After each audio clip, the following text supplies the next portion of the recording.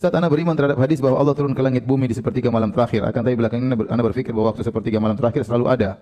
Hanya berpindah tempat saja antara bagian bumi satu bumi yang lainnya. Ini masalah tidak perlu antum pikirkan. Ini di luar daripada hayalan antum ya. Allah tidak bisa dikiaskan dengan makhluk ya. Antum kalau ingin tahu bagaimana cara Allah turun langit ke dunia, antum harus tahu pertama Allah bagaimana dulu, terus langit dunia seperti apa ya. Baru antum bisa bayangkan bagaimana turunnya Allah, baru antum gandengkan dengan sepertiga malam terakhir. Allah mudah melakukan berbagai kegiatan dalam satu waktu ya. Allah mudah tatkala orang salat, semua orang membaca Al-Fatihah dalam setiap waktu Allah menjawab perkataan mereka semuanya ya. Makanya Allah mengatakan jika Allah seorang hamba mengatakan alhamdulillahil alamin, Allah mengatakan hamadani abdi, hambaku mujiku. Kalau mengatakan Ar-Rahmanir Rahim, kata Allah majjadani abdi. Maliki yaumiddin, kata Allah asna alayya abdi, hambaku memujaku. Setiap orang yang bicara gitu Allah balas. Bahkan kata Nabi SAW, idza kana ahadukum qama yusalli fa innahu yunaji rabbahu. Jika salah seorang dari kalian sedang berdiri salat, sungguh sedang berhadapan dengan Rabbnya. Sementara orang salat dalam satu waktu berapa juta orang salat. Allah bisa jawab semua permintaan mereka, Allah bisa bicara mereka dalam satu waktu. Muhammad nabina binuruh hadina min Makkah binuruh satal Madinah. Assalamualaikum warahmatullahi wabarakatuh. Rabbi zidni ilma warzuqni fahma, amma ba'd. Keberadaan Allah tanpa arah, tanpa tempat, dan tidak terikat dengan waktu, itulah bukan akidah aswaja zaman sekarang. Tetapi itu merupakan akidah Nabi, sahabat, tabi'in, tabi'in dan para a'immah. Adapun klaim orang Wahabi bahwa akidah Nabi dan sahabat sallallahu alaihi wasallam radhiyallahu anhu, tabi'in dan tabi'in dan para imam itu adalah Allah berada di arsy. Jelas ini klaim yang salah, yang tidak betul. Kalaupun mereka nukilkan itu kata-kata para sahabat, kata-kata para imam, jelas nukilan itu tidak betul. Tidak apa? Tidak betul, karena yang bersumber dari kita, yang kita pelajari itu dari kita guru sampai ke atas tidak terputus-putus itu. Walaupun secara kertas tidak ditulis, tetapi sanad keilmuan dalam belajar itu ada. Tidak bisa orang tidak belajar fikih Hanafi, dia ngajar fikih Hanafi. Tidak bisa orang tidak belajar fikih Syafi'i, dia ngajar fikih Syafi'i. Itu agak repot. Repot. Maka untuk mendalami dan mengetahui isi yang betul itu harus melalui apa? Guru itu. Makanya yang terdapat dalam kitab-kitab kita jelas berseberangan dengan apa yang mereka sampaikan. Maka itu sebenarnya sudah clear. Mereka membawa nama-nama imam kita itu satu kebohongan. Satu apa? Kebohongan. Makanya jelas ulama-ulama salaf itu sahabat yang hidup dengan Nabi sallallahu alaihi wasallam, tabi'in yang hidup dengan sahabat, tabi'in yang hidup dengan tabi'in, itu mereka hanya terbagi menjadi dua, tidak ada kelompok ketiga. Bukan mereka bagian dari mujassimah atau musyabihah. Imma mereka memilih ta'wil ijmali, imma mereka memilih ta'wil tafsir. Kebanyakan dari mereka memilih ta'wil ijmali.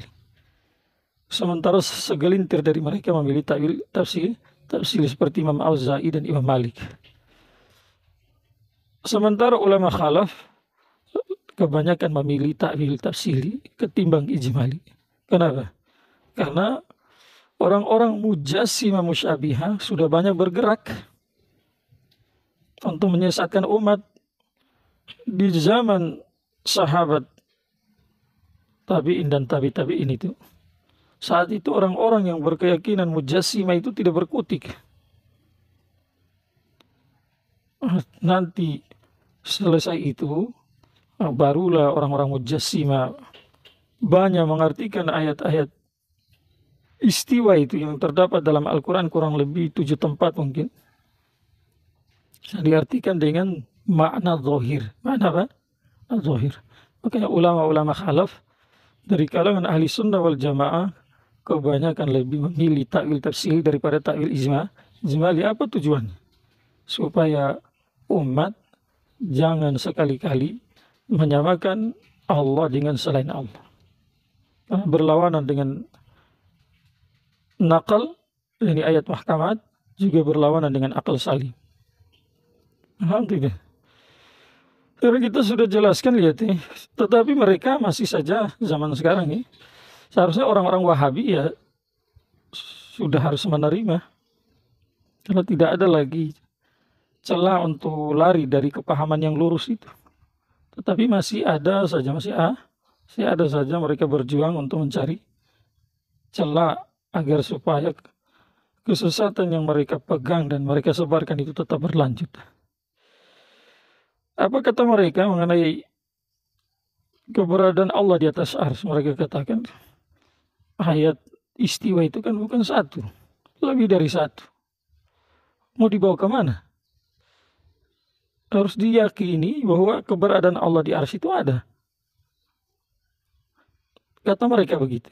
Tetapi mereka tidak sadar kalau ayat yang menunjukkan keberadaan Allah itu bukan hanya ayat istiwa saja, tetapi lebih dari itu. Saya kasih contoh satu spesies singkat, sebelumnya juga sudah kita bahas. Dalam surat Al-Hadid itu, dalam satu ayat saja ada dua tuntutan bagi setiap orang beriman. Di awal ayat Allah sampaikan, "Huwallazi khalaqas samawati wal arda fi sittati ayyamin tsumma istawa 'alal arsy." Awal ayat ini tuntutan ayat apa? Dialah zat yang artinya itu menciptakan langit dan bumi dalam masa 6 hari.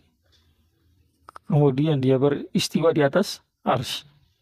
Lanjutan ayat, "Ya'lamu ma yaliju fil ardi wa ma yakhruju minha wa ma yanzilu minas sama'i wa ma ya'ruju fiha wa huwa ma'akum aynama kuntum wallahu bima ta'maluna basir." Dia tahu apa yang masuk di dalam bumi, apa yang keluar darinya. Dia tahu apa yang turun dari langit dan apa yang naik ke atas langit. Lanjut Allah katakan, "Wa huwa ma'akum aynama kuntum." Dia bersama kamu di mana kamu berada. Di awal kata ayat Allah di arsy. Di akhir ayat kata Allah di mana? Bersama kamu di mana kamu berada. Oke, ini kan kalau mereka hanya memegang kepada ayat istiwa, kemudian yang lain ditakwil mengenai keberadaan Allah. Jelas itu kalau dalam istilah usul fikih disebut tahakum, memutuskan tanpa dasar.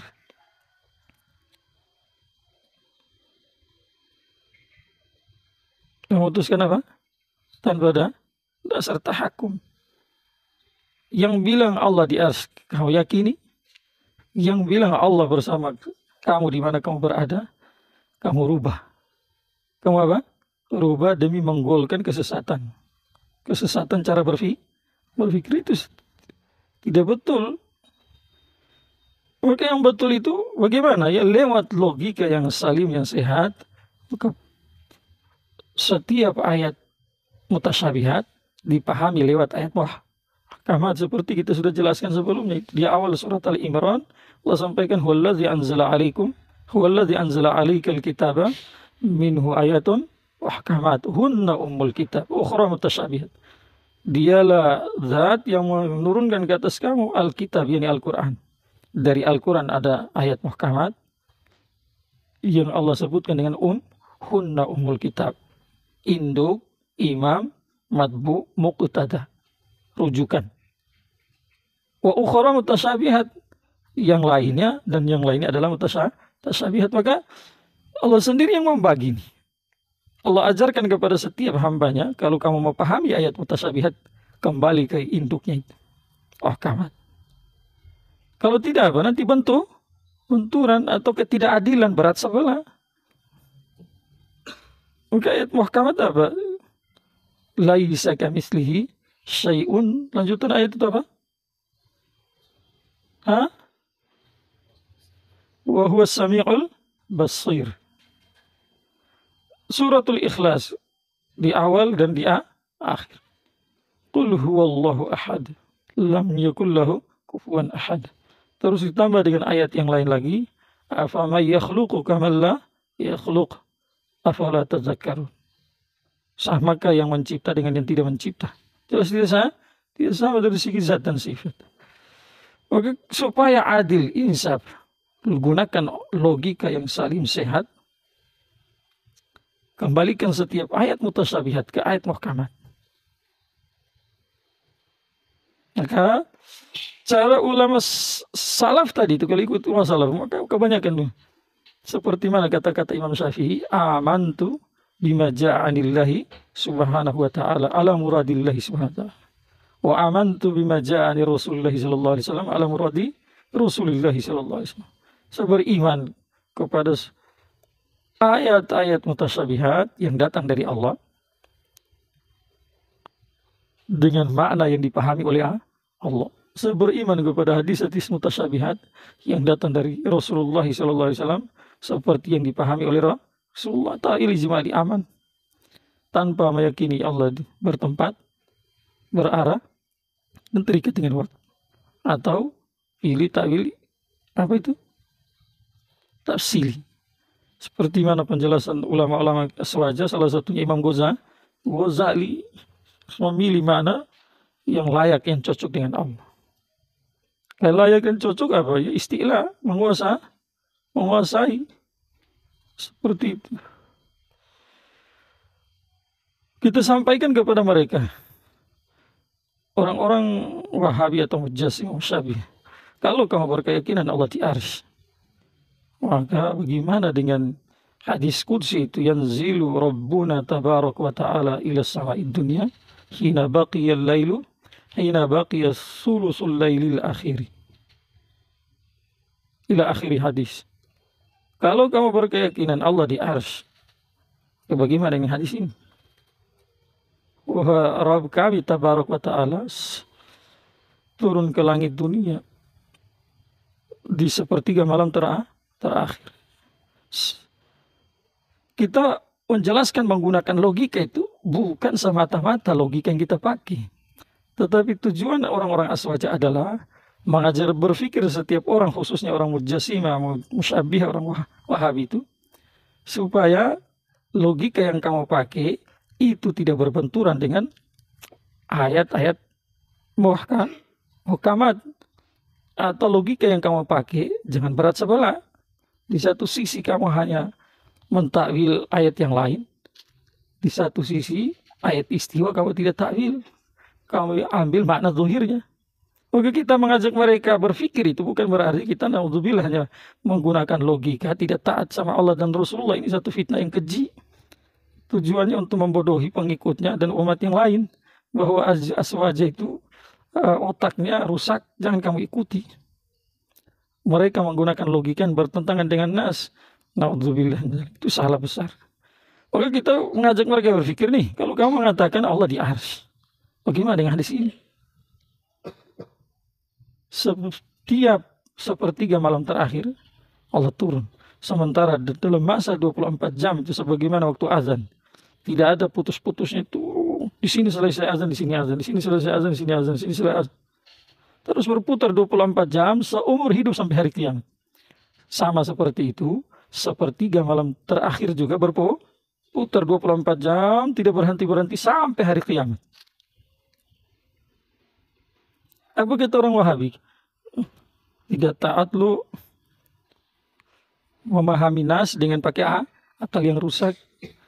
Jangan memfitnah. Kamu sering bilang kita memfitnah, padahal kamu itu raja memfitnah. Kita ajak berpikir begitu. Apa jawaban mereka? Jangan pakai akal yang rusak. Terus mereka kiaskan itu. Wah, lihat saat orang sholat. Setiap orang sholat, taruhlah kita ambil jumlah yang sedikit.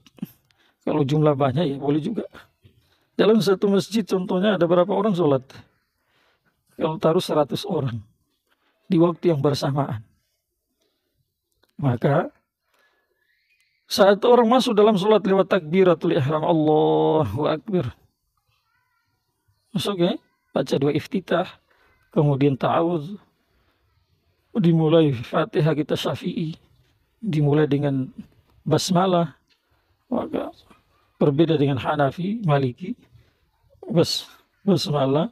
Kalau Hanafi baca sirri, Maliki basmalah itu bukan bagian dari suratul Fatihah, maka tidak dibaca sama sekali.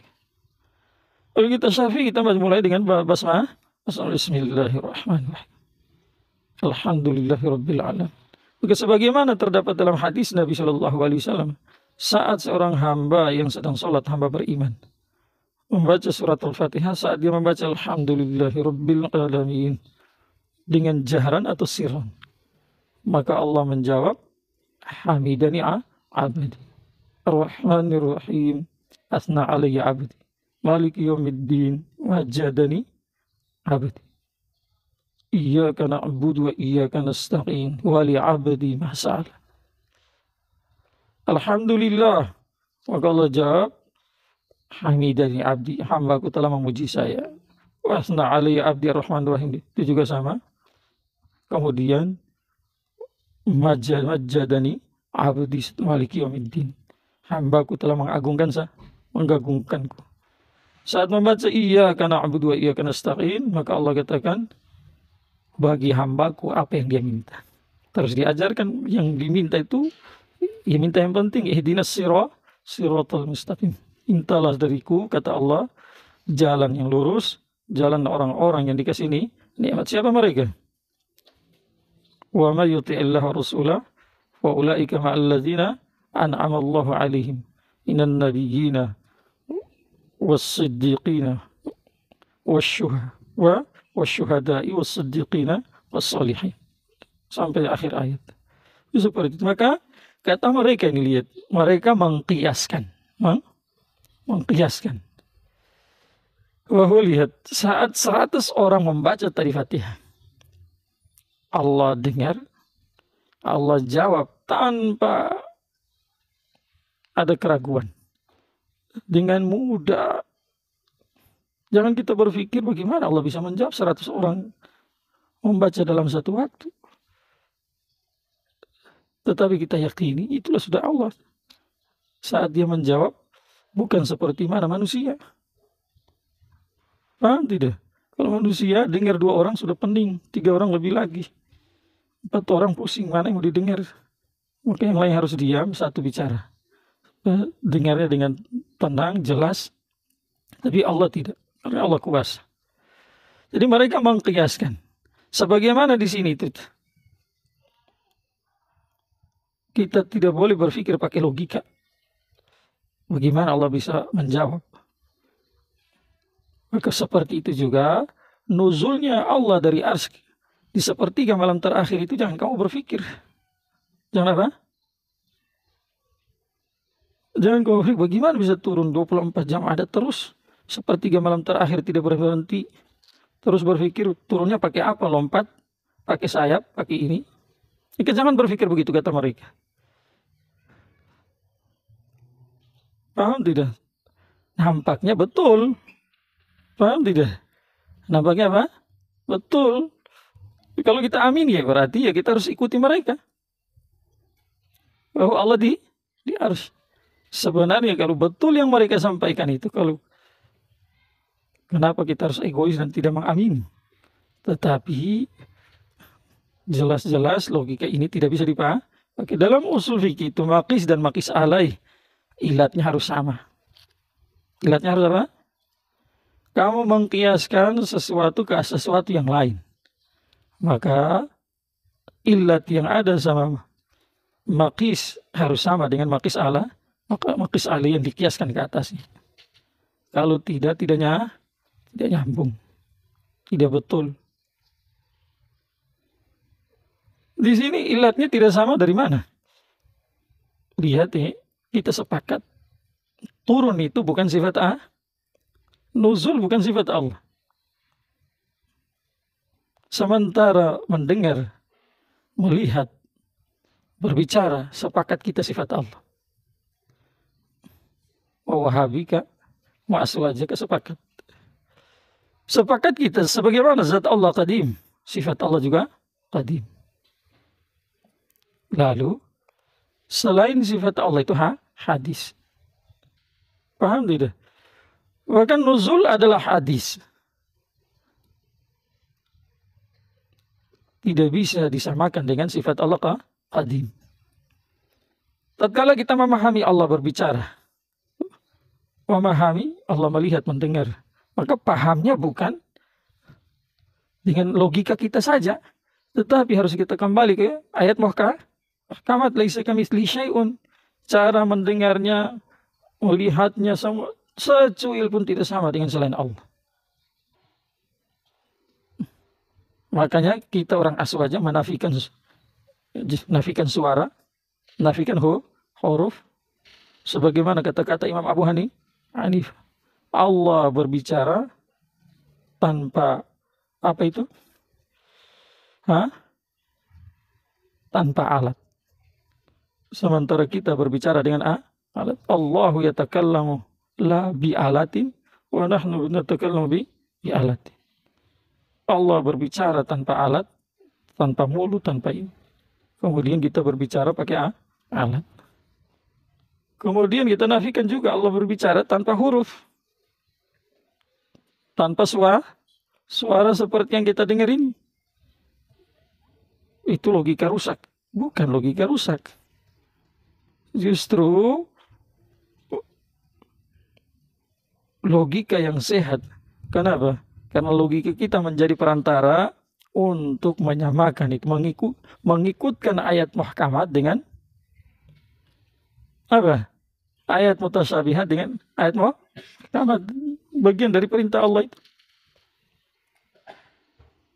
Oke, kalau kamu kiaskan itu nuzul yang bukan sifat Allah kepada sifat Allah yang qadim, tidak nyambung. Nuzul hadis. Sementara melihat, mendengar, berbicara semua qadim. Maka ilatnya tidak sama, tidak bisa kamu kiaskan. Itu sudah kaidah musallam itu. Semua menerima itu, kecuali orang yang tidak belajar usul fikih. Ya mungkin Wahabi, kalau mereka tidak belajar usul fikih, wajar karena mereka tidak punya usul fikih. Berkali-kali sudah saya sampaikan. Maka pengkiasan ini ditolak. Lalu bagaimana dengan hadis itu? Ya, kita tidak bisa ingkar juga. Tidak bisa, karena benar adanya. Tetapi kita mensikapi itu hadis, sama kita mensikapi ayat-ayat mutasyabihat yang lain, sama dengan kita mensikapi hadis-hadis mutasyabihat yang lain. Cara sikapinya bagaimana? Ikuti salaf atau ikuti khalaf. Kalau salaf kebanyakan ta'wil ijmal yang dipakai, hadisnya betul, maknanya serahkan sama Allah. Jelas ya? Tanpa mengatakan Allah bertempat, berarah dan terikat dengan waktu. Atau sebagian salaf seperti Imam Auza'i dan Imam Malik tertulis dalam kitab 100 hadis qudsi sahih. Di bawah itu hadis yang zilu rabbuna tabaraka ta'ala ila sama'i dunya, itu di bawahnya ditulis di sana. Imam Auza'i dan Imam Malik rahmatullah alaihi, mereka mentakwil itu hadis dengan yang pertama, yang turun malaikat Allah, yang kedua adalah yang turun apa? Rahmatnya Allah Subhanahu wa taala. Itu selesai. Kalau kita mengikuti sebab kebanyakan khalaf, ya pilih takwil tafsili. Atau kita pilih takwil ijmali. Jelas ya? Nah, seperti itu. Jadi yang saya sampaikan bahwa logika yang dipakai oleh orang Wahabi itu justru logika yang rusak. Logika yang tidak sinkron. Justru logika yang dipakai yang menyebabkan ayat mutasyabihat satu sama yang lain itu tidak sinkron. Kemudian ayat mutasyabihat tidak diikutkan kepada ayat muhkamat, itu jelas bertentangan dengan konsep Allah. Maka Wahabi bertobatlah. Apa? Tobat, sadar. Upaya untuk menyesatkan umat, upaya untuk mengelabui fakta, ya berhentilah. Kita menjelaskan ini berkali-kali saya sampaikan, bukan fitnah, bukan mengada-ngada, dan bukan tujuannya menjatuhkan orang Wahabi, tidak. Tapi itu ada penjelasan bagian dari amanah. kita terbebas dari kesesatan, berharap dari Allah Subhanahu wa taala orang lain juga yang sudah sesat kembali ke jalan yang lurus, yang belum sesat yang tersesat. Semoga bermanfaat.